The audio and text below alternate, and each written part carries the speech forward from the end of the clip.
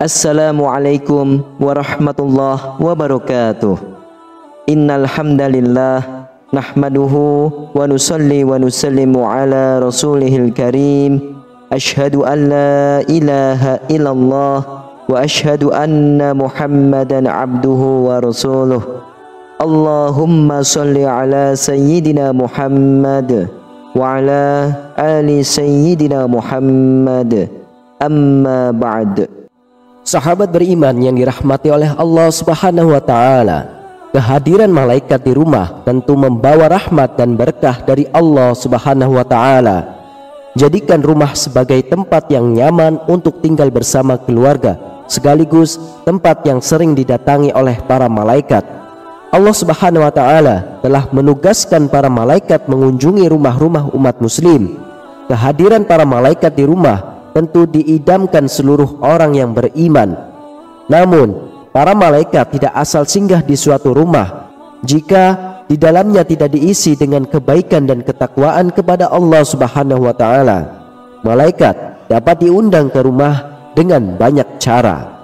Sahabat beriman yang dirahmati oleh Allah Subhanahu wa taala, berikut adalah beberapa ciri-ciri rumah yang sering didatangi oleh para malaikat.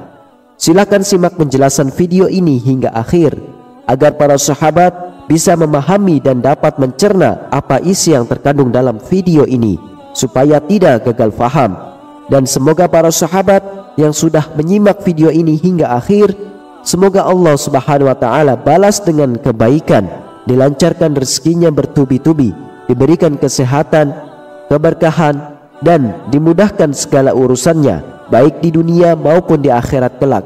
Amin ya rabbal alamin. Ciri rumah yang pertama yaitu rumah yang sering untuk berzikir. Berzikir menyebut nama Allah Subhanahu wa taala memiliki banyak keutamaannya, termasuk mendapat pendampingan dari malaikat. Ketika penghuni rumah senantiasa berzikir, maka para malaikat akan berkumpul bersamanya. Apabila penghuni rumah senantiasa berzikir, maka malaikat pasti akan mudah mengunjungi rumah dan memberi rahmat. Dari Abu Hurairah radhiyallahu anhu bahwa Rasulullah sallallahu alaihi wasallam bersabda, suatu kaum tidak duduk dalam suatu tempat untuk berzikir kepada Allah kecuali mereka dikelilingi oleh para malaikat dan diliputi rahmat, dan Allah menyebut mereka termasuk orang-orang yang ada di dekatnya. Lalu yang kedua yaitu rumah yang dijadikan tempat sholat. Sholat adalah ibadah yang paling utama bagi seorang muslim. Rumah bisa menjadi tempat sholat sehingga ibadah ini dapat memberi cahaya dan ketentraman bagi penghuninya. Diriwayatkan dari Aisyah radhiyallahu anha, ketika Rasulullah sallallahu alaihi wasallam sholat malam dan jika hendak sholat witir, beliau membangunkan Aisyah dan menyuruhnya untuk sholat. Hadis riwayah Imam Muslim. Hendaklah di dalam rumah disediakan mihrab atau tempat sholat sebagai tempat khusus untuk mengerjakan sholat, sebagaimana anjuran ini diisyaratkan dalam firman Allah Subhanahu wa taala, yaitu di surah Al-Imran ayat 39, yang artinya, kemudian malaikat Jibril memanggil Zakaria sedang ia tengah berdiri melakukan sholat di mihrab. Katanya, sesungguhnya Allah mengembirakan kamu dengan kelahiran Yahya yang membenarkan kalimat yang datang dari Allah, menjadi ikutan, menahan diri dari hawa nafsu, dan seorang nabi termasuk keturunan orang-orang soleh. Rumah yang pemiliknya senantiasa melaksanakan sholat juga akan membuat malaikat senang datang berkunjung. Dari Abu Hurairah radhiyallahu anhu, Rasulullah sallallahu alaihi wasallam bersabda, di tengah-tengah kalian ada malaikat yang silih berganti bertugas mengiringi kalian di waktu malam dan di waktu siang hari. Mereka bertemu ketika waktu sholat asar dan waktu sholat subuh. Malaikat yang mengawasi kalian naik ke langit. Lantas Allah bertanya kepada mereka, bagaimana kalian meninggalkan hamba-hambaku? Para malaikat menjawab, kami tinggalkan mereka sedang mereka tengah mendirikan sholat, dan kami datangi mereka sedang mereka mendirikan sholat.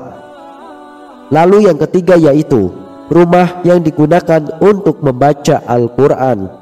rumah yang sering digunakan untuk membaca ayat-ayat suci Al-Quran akan dihadiri oleh para malaikat dan ditinggalkan oleh syaitan-syaitan. Berdasarkan hadis riwayah Ibnu Siri, Rasulullah SAW bersabda, sesungguhnya rumah yang di dalamnya dibacakan Al-Quran, maka lapanglah penghuninya, banyak kebaikan, malaikat menghadirinya dan syaitan-syaitan meninggalkannya. Sebaliknya, rumah yang tidak dibacakan ayat suci Al-Quran, maka sempitlah penghuninya, sedikit kebaikannya, malaikat meninggalkannya dan syaitan-syaitan mendekatinya.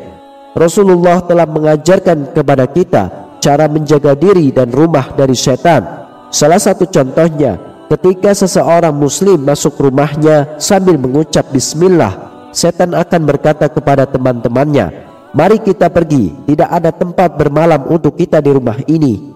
Begitu pula ketika sebelum makan kita mengucapkan bismillah, setan akan berkata kepada teman-temannya, mari kita pergi, tidak ada tempat bermalam dan makan malam buat kita di rumah ini. Lalu yang keempat yaitu rumah yang sering dibacakan sholawat.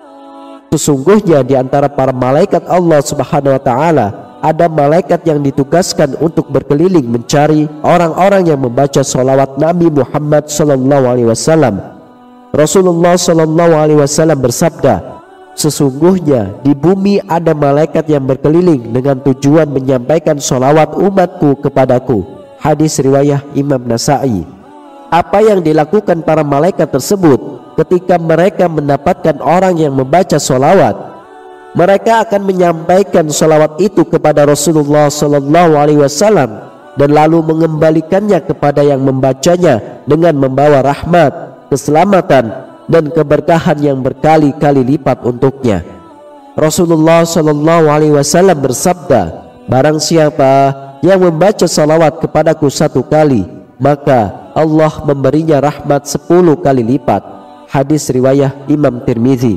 Di dalam hadis yang lain, Rasulullah SAW bersabda, kalau orang bersolawat kepadaku, maka malaikat juga akan mendoakan keselamatan yang sama baginya.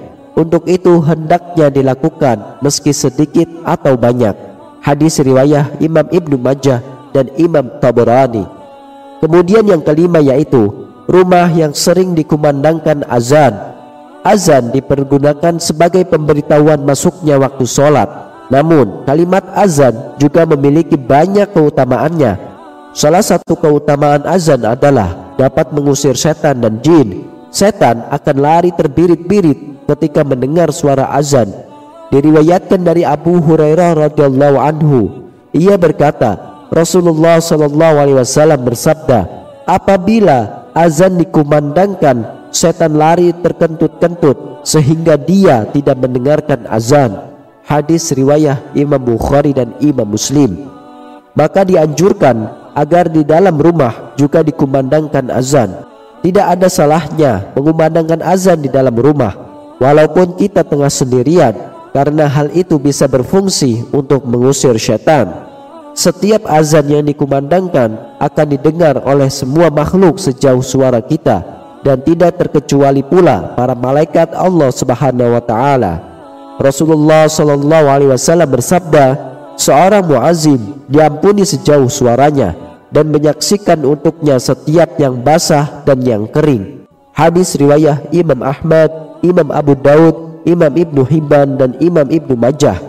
Pengertian setiap yang basah dan yang kering adalah memuat segala sesuatu yang ada di alam raya, karena tidak ada sesuatu pun di alam ini yang bisa lepas dari salah satu sifat keduanya. Sahabat beriman yang dirahmati oleh Allah, itulah beberapa ciri-ciri rumah yang sering didatangi oleh para malaikat. Semoga rumah kita termasuk salah satu yang mendapat limpahan rahmat, keberkahan dan perlindungan dari Allah Subhanahu wa Ta'ala. Amin ya rabbal alamin. Hanya ini yang bisa saya sampaikan. Semoga bermanfaat untuk kita semuanya. Wassalamualaikum warahmatullahi wabarakatuh.